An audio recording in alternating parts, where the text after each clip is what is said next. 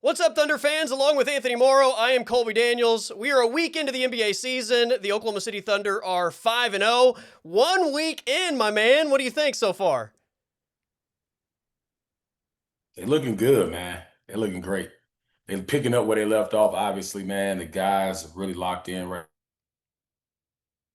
it's like they've seen everything. They battle tested. They had a few games where it's been close down the stretch, but then that's when that championship pedigree comes in. You got a bunch of young guys with that kind of confidence, and they're looking real good right now.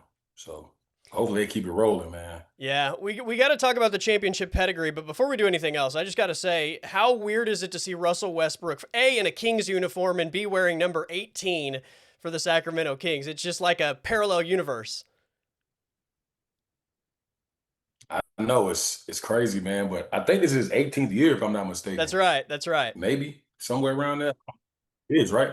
It is. So, I mean, it's kind of, you know, I saw Austin Reeves give him like 51, but not him personally, but them. But I'm just glad he got the shot, man, because, what that's transpired the last few years with him, like, I think it's battle tested him in terms of being like the veteran. I think he's embraced that role, and I think he's going to be great for them. They kind of getting off to a rocky start, but they'll figure it out eventually. But I think he's great for that locker room and for the city. He's a Hall of Famer Yeah. on your bench. You know what I'm saying? Hall of Famer on your team with that jersey on. And I think eventually, people don't believe me. I think eventually he'll be in the starting lineup Yeah, he was last night, and maybe sometime that's just an this in Oklahoma this. City thing, so the Thunder crowd could cheer him on as his name was introduced. But I'm curious, did you give him any corner three shooting tips? Because he's clearly a much more confident and better shooter from the corner. I wouldn't say tips, but we definitely got to get some drills in. But we worked out together quite a few times over the years. And the only point I remember ever giving him some years ago, I told him I was like, man, you're so athletic, bro. You jump so high on your jump shot. He was like, how don't you jump high? I'm like, look at the best shooters in the world. They don't really jump that high. You know what I'm saying? It's more about like touch and everything like that. But I'm like, you can't help it. So I said, you got to have balance on every time you pull up. He started doing it, but he turned his mid range was unbelievable for a while. Yeah, And I mean, at that point, if Russ is going if Russ makes three threes in the game, you can guarantee he's probably gonna have 40 yeah, because now there's no way to guard him. yeah, So no doubt. yeah, man, that's the only tip I can take. Stay balanced, bro. You're too athletic. You're like floating in the air when you shoot the jumper. And it's hard. I know it's a lot of guys they have problems with that, but he figured it out, man. That's why he's 18 years in. No doubt, no doubt. Adapt, right? Figure out how you can stick in the league. Figure out what somebody needs, and improve on your weaknesses. And he seems to be doing that. And obviously, I mean, he's just one of those guys that has a motor that's going to keep him around for as long as that motor ultimately is going. So the Thunder are 5-0. They beat the Yeah. Sacramento Kings 107-101. The three by Shea at the end, just ice cold, right? The dagger to end it all after they really hadn't played a great game for most of the night. Right. No, man, I mean, he's got that pedigree now, that kind of confidence. You give a guy with that kind of ability, athletic abilities, IQ, and the next level for him, I feel like he's embracing even more now is those moments. It's those moments when it's like, all right, give your best player the ball. I got the confidence, or I got the work ethic, I got the pedigree to come in and win a game for my team at the end. I mean, everybody made a big deal out of his first half against Houston in the opener. And I was like, he's just filling it out. That's the kind of player he is. He gonna give what the defense takes him. And it's a lot of people say that and throw that around, but to really watch that is different. Because a lot of guys only know how to play one way. He can switch his game up offensively. He can post up, you can pick and roll, he can ISO, and then he's not scared to take the big shot at the end of the game. That's something that you may not see on a scout report, you know.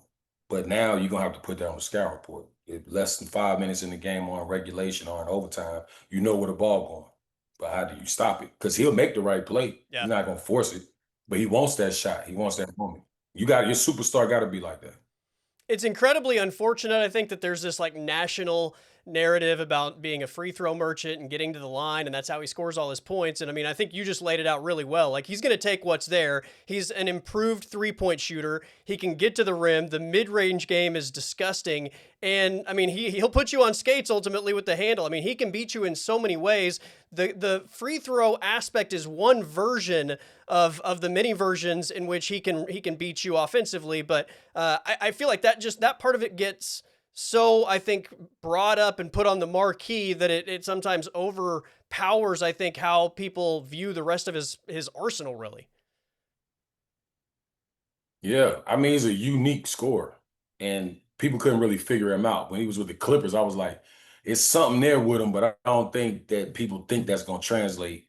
He kind of was a tweener, you know if he was a two, he didn't shoot a lot of jumpers then, but he was really good at getting in the paint. So it's like, if you got a guard that's 6'6" with that kind of athletic ability, that kind of length in his arms and how he can get to the rim, I'm like, that's going to translate somewhere else if you just give him the ball. So like the foresight for Oklahoma City and Sam and their staff with the development and scouting to get him in the position where you could utilize his skill set. And once he got confidence in that, it was no turning back because you can't put a smaller guard on him and try to make him turn the ball over. He's just gonna get to his spot and shoot over the little guard or post him up. You can't put small forwards on him because he's too quick, but then you can't back off of him because he can make the three at a high enough clip that he gonna keep you honest. You know what I'm saying? So it's like those three aspects to his game.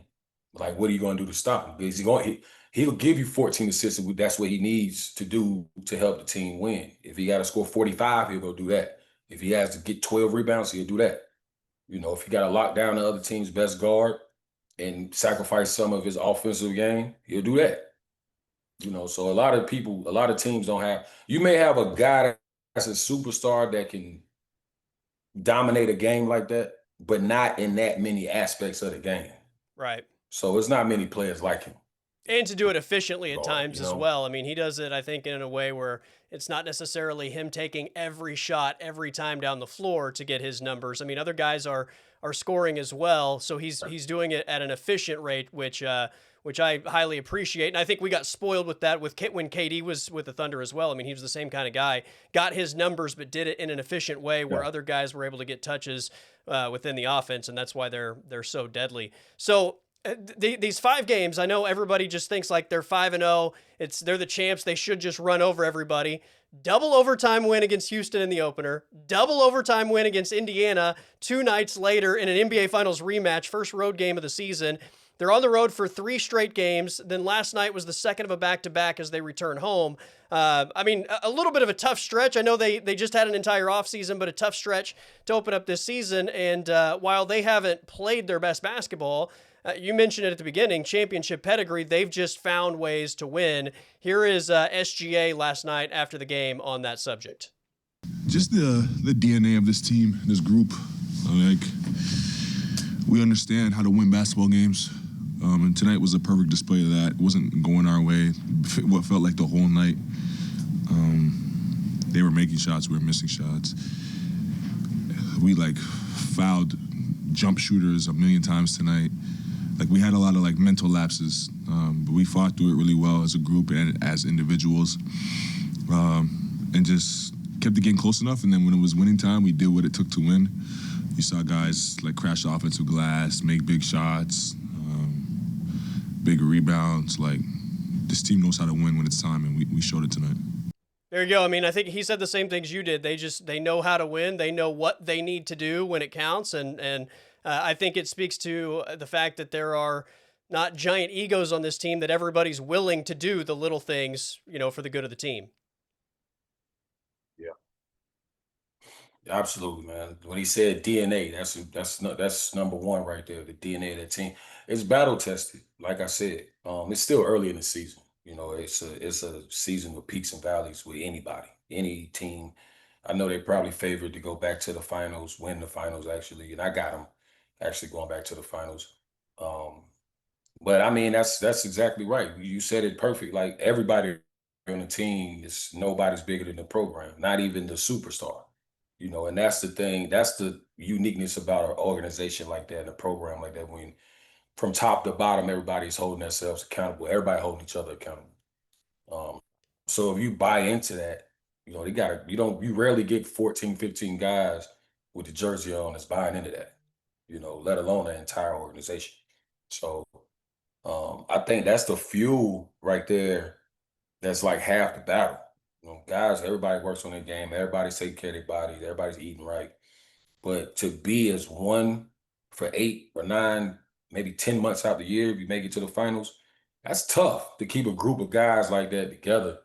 And they're really young too. Shai's really young. He's still young, and it's like to have that mentality at the age. It's different. It's a lot of young guys, a lot of talent. They may not have made. I don't think most of them have made or taken that step like Shai has done right now. Like for me personally, and I love him. Anthony Edwards is just as talented as anybody else in the league, or more talented than most guys in the league. For them to get past that hump, and we're seeing him mature more and more. He's not a troublemaker, he ain't a knucklehead or nothing like that. But to take that kind of is a different kind of sacrifice. All the tools, he has all the tools, and a lot of guys. Jason Tatum went through that, getting the chip. So it's a lot of guys on the cusp right now, but to be able to sustain it and potentially dynasty, you got Shea there leading the charge. You got, Coach Denner, Coach Park leading charge. Executives upstairs, Sam, all those guys. It's kind of hard to break that routine because it's a machine that's already built in, and that's what they bind into it. So I mean, there's no way they can't be successful. But like I said, it's gonna be peaks and valleys. God forbid any injuries. It's the league. It's not an injury-free league, so we just got just keep watching, man. I love what I'm seeing though. I love it. Case and Wallace too. I want to show him love, man. I love coming off the bench. Big fan of his game as well. You mentioned Shai as a leader. What is he, like 26 years old? Like, I can't even talk about the things I was doing at 26 because this we'd probably get canceled and we'd have to put some sort of adults only type of thing on as a precursor before somebody hits play on this thing. But you got this leader in the locker room that has the wisdom, I think, of somebody that is much older than 26, or at least much older than when I was 26. The other aspect of this, and you just mentioned the coaching staff and sort of, what they instill in this group and how the team sort of accepts it. Here's SGA on being in so many close situations and just how they're able to manage that. Yeah, Mark does a really good job of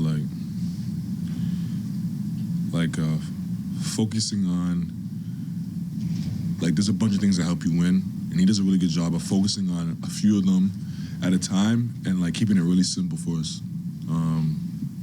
And then over time, it builds, and we have multiple skills to go out there and win games. The late game execution is one of them. We go over it a lot. And a lot of the times it's mental. So it doesn't have to be a heavy load day, but we're learning and getting better at it. But he prioritizes that, and is a big reason why we win games. There you go, giving Mark Daigneault a shout out.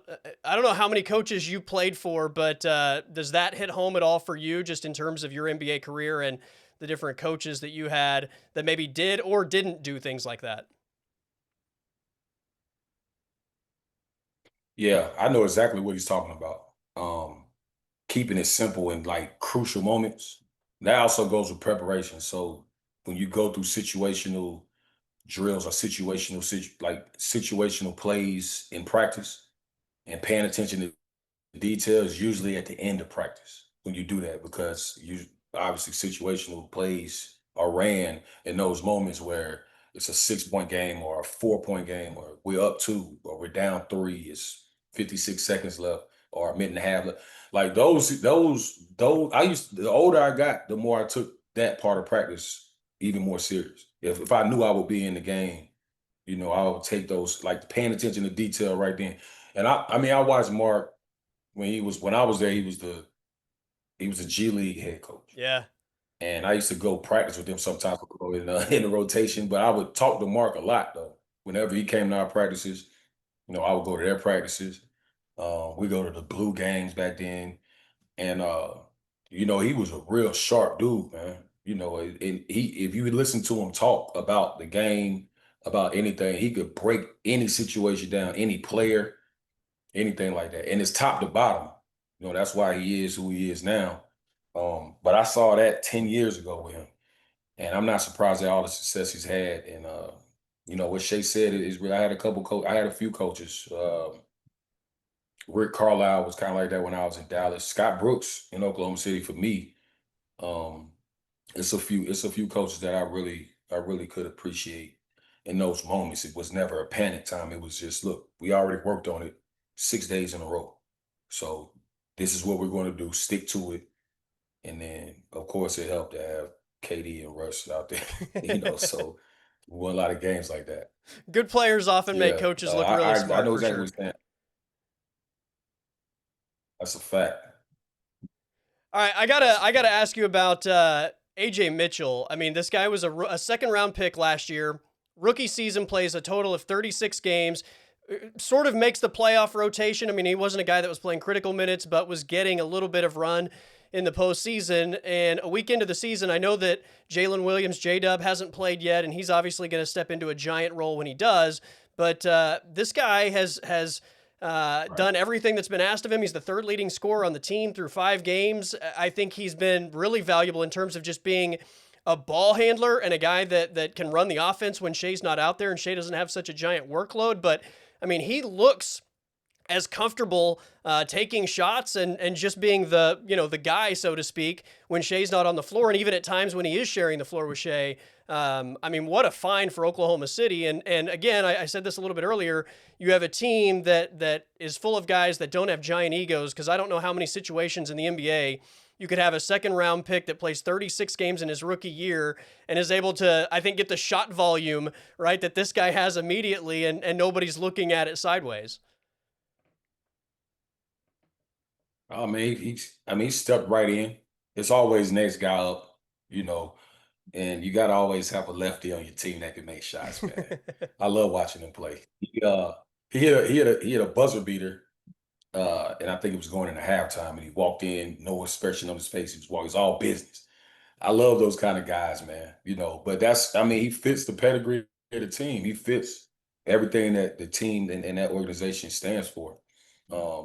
And I actually think, when J Dub get back, he'll still be in the rotation because he does take a lot off of Shea. Shea don't have to bring the ball up every single time. He can initiate the offense. When you can run plays for him off the ball if he continues to make shots like he's doing, and he'll be a capable defender. They love those 6'4", 6'5" guys on the perimeter. When I watched them play that Houston game when they adjusted and figured everything out down the stretch, and then overtime, it looked like they were in the zone, but they were in the matchup man. But all the guys, their arms so long, you don't know what they in for real. They close out, they take pride in defense, they on the string. And it's always great when your point guard is 6'6" and everybody behind them is 6'6" and up. So that's gonna bode well for them, and I think that down the stretch of some of these close games has been like the main factor defensively. That's been good. So he fits right in with that. I love AJ, man. I think he's gonna have. One guy that you mentioned earlier that I made sure I wanted to mention today, Kasem Wallace. Going back to his rookie year, I mean, the first time I saw the guy play, I was just wowed at, I think, his maturity within the game. Never tried to force anything. I think he flows naturally with whatever the flow of the game is, and just instinctually finds ways to impact the game without having the ball in his hands. That's incredibly valuable in the NBA, especially, and it's even more valuable when you're on a team that already has superstars, because I think everybody feels like they've got to be the guy scoring, or you got to be the number one defender. When you are a guy like that coming onto a team that has as much talent as the Thunder has, you just got to find ways to make plays, find ways to make winning plays. And every time the guy is on the floor, that's what happens. He defends, he handles the ball, he passes, he rebounds. I mean, it's just the little things that I think accumulate to winning. Alex Caruso is very similar, right? And I think you could probably throw Lou Dort in there. Despite what they do on the scoreboard, and there are going to be a lot of nights where it's not a ton, their fingerprints are all over the game because of defense, because of the ability to make extra passes or to rebound and not feel like their number has to be called just to find ways to stay on the floor and find ways to make winning plays. Absolutely, you said it perfect, man. Casey and Alex, those guys are the quintessential intangible guys. You gotta have that. there. It's almost like Jay is going to win the game. He's going to make plays. But I got guys around me that can make plays as well. It's in the offense. That's what he does well. That's what I mean. Casey can make shots. He get plays for other people. He's gonna get gritty defensively. The tough offensive rebound and the crazy he's to do.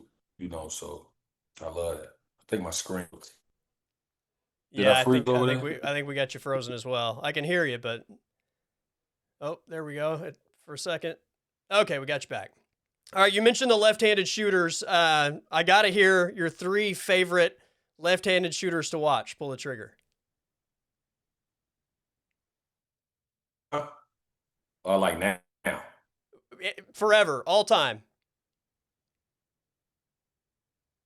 I gotta go. Man, that's a good one. Nick Van Exel. Thank you. That Nick would Van have Exel been won. my number 1 pick. Yeah, Nick Van Exel's one. Kenny Anderson. Kenny Anderson had a smooth lefty. Yeah. Damn, just 3. You can give me more if it's a tight race. All right, it may be about okay. Let me see. Yeah, okay. I said Nick Van, Kenny Anderson, Michael Redd. Even though his jump shot looked, he had a funky release on the shot. He used to go in. Michael Redd was 27 a night for a few years. People forget about Michael Redd. Damon Stoudemire. Gotta put Mighty Mouse. Mighty Mouse. Detlef Schrempf. He wasn't really Lamar Odom wasn't really a shooter, but I put Lamar Odom in there. All right, I like it. There's some more too. Yeah, and James, obviously. James Harden. Yeah, definitely James. Yeah. Nick Van Exel and Michael Redd were the first 2 guys I thought of. So you got both on the list. So well done. I was a big fan of David Robinson as well, but it's not like he was a big-time shooter. He probably my favorite left-hand dunker. He one of them. Yeah. There you go. He'll dunk on you with that left. Coleman. Yeah. There you go. All right, let's finish up with this. Obviously, a short road or home stand for the Thunder the next couple of days. I think it's Washington coming up next. Probably good for these guys to just get back home after the 3-game road trip and then the back-to-backs and play in front of the home crowd before they are back on the road. Obviously, the lineup has been a little bit in flux with J-Dub still not having played yet. Chet didn't play on Tuesday night. Alex Caruso missed a couple games with the concussion, but still, I think, as Mark said multiple times last year, like they used the regular season as an opportunity to try things. Sometimes it works, sometimes it doesn't, and I assume using the beginning of this regular season the same way, especially without some of these big pieces. Yeah, I mean, like I said, next man up. People don't even. It's kind of crazy. Nobody's really talking about J-Dub hasn't played. Because they 5-0, and Alex in and out. I want to show love to Chet, man. Chet really look like taking that next step, playing tremendous right now, man. About 23, 24, and 10. So I mean, if he continues to improve, and kind of turn into that, he gets stronger and kind of get more instinctful on defense to be kind of that rim protector that kind of can float around the perimeter. That's going to change the whole defense even more. That's going to make the defense even better. And I feel like he's taking that step right now. He's falling into that role. But they can't take Washington lightly. You just came off a great road stand. You get home, you get comfortable. Sometimes you take a step back against a team like that. But, it's the league, man. So hopefully they keep the discipline up, which I know they probably will. But don't take them lightly. Go ahead and, they got to crush them and take advantage of these home games right now because, going back on the road right around the corner. So just staying focused and locked in. I think guys, this is good for those guys that may not be playing as many minutes if everybody was completely healthy and they taking advantage of the moment. So you're looking at a team, most teams, they go 8 deep when it gets to the playoffs and close to the playoffs. I mean, you're looking at 9 to 10 guys right now. So it's going to be very competitive. And, barring any injuries, you're still gonna have guys coming off the bench that would normally be a ninth guy.